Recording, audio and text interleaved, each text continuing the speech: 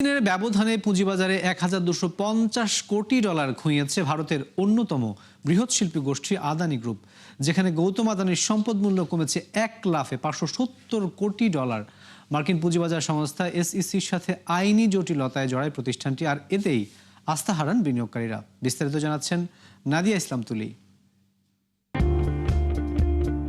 ভারতীয় বহুজাতিক কোম্পানি আদানি শিল্প গ্রুপ বন্দর পরিচালনা থেকে শুরু করে বিদ্যুৎ উৎপাদন, কয়লা ও খনিজ সম্পদ, লজিস্টিক্স সহ নানা খাতে ছড়িয়ে যাদের ব্যবসা, সম্প্রতি আইনি মারপ্যাচে জড়িয়ে পুঁজিবাজার থেকে ১,২৫০ কোটি ডলার হারায় প্রতিষ্ঠানটি, যেখানে চেয়ারম্যান গৌতম আদানির সম্পদ মূল্য কমেছে ৫৭০ কোটি ডলার।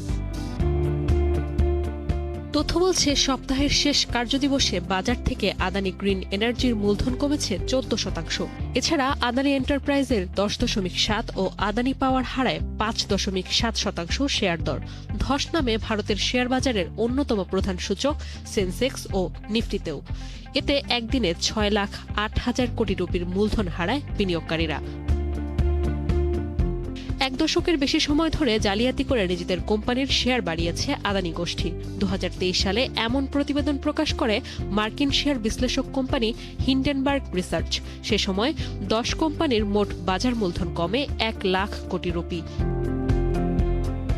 এরপর ২০২৪ সালের নভেম্বরে আদানির কয়েকজন নির্বাহীর বিরুদ্ধে অভিযোগ তোলে যুক্তরাষ্ট্র। বলা হয়, আদানি গ্রিন এনার্জির বিদ্যুৎ কেনা বাড়াতে ভারতীয় কর্মকর্তাদের $২৫০ মিলিয়ন বেশি ঘুষ দেওয়ার পরিকল্পনায় জড়িত তারা। সম্প্রতি গৌতম ও সাগর আদানিকে সমন পাঠানোর অনুমতি চেয়ে আদালতে আবেদন করে যুক্তরাষ্ট্রের securities and exchange commission SEC। এ খবর সামনে আসতেই ধস নামে আদানিদের শেয়ার মূল্যে, যদিও যুক্তরাষ্ট্রের এমন অভিযোগ ভিত্তিহীন বলছে আদানি গ্রুপ।